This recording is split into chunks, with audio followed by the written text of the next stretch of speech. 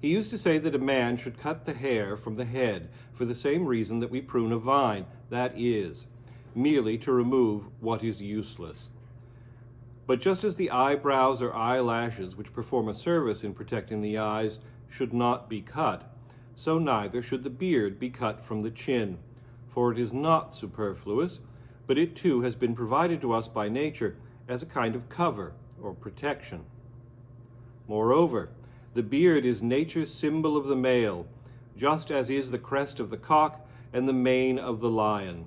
So one ought to remove the growth of hair that becomes burdensome, but nothing of the beard. For the beard is no burden so long as the body is healthy and not afflicted by any disease for which it is necessary to cut the hair from the chin. The remark of Zeno was well made, that it is quite as natural to cut the hair as it is to let it grow long, in order not to be burdened by too much of it, nor hampered for any activity. For nature plainly keeps a more careful guard against deficiency than against excess, in both plants and animals, since the removal of excess is much easier and simpler than the addition of what is lacking.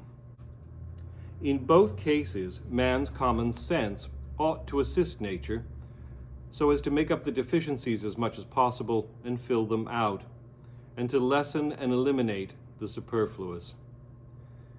Therefore, the hair should be cut only to get rid of too much of it, and not for looks, as some think they must, who shave their cheeks and imitate the beardless, or, would you believe it, boys, who are just beginning to grow a beard, and the hair on the head they do not cut all in the same way, but differently in front and behind. In fact, that which seems to them good-looking is quite the opposite, and does not differ from the efforts of women to make themselves beautiful. For they, you know, plait some parts of their hair, some they let fall free, and some they arrange in some other way in order to appear more beautiful. So men who cut their hair are obviously doing it out of a desire to appear handsome to those whom they wish to please, and so some of their hair they cut off completely. Some they arrange so as to be most pleasing to the women and boys by whom they want to be admired. Nowadays there are even men who cut their hair to free themselves of the weight of it, and they also shave their cheeks.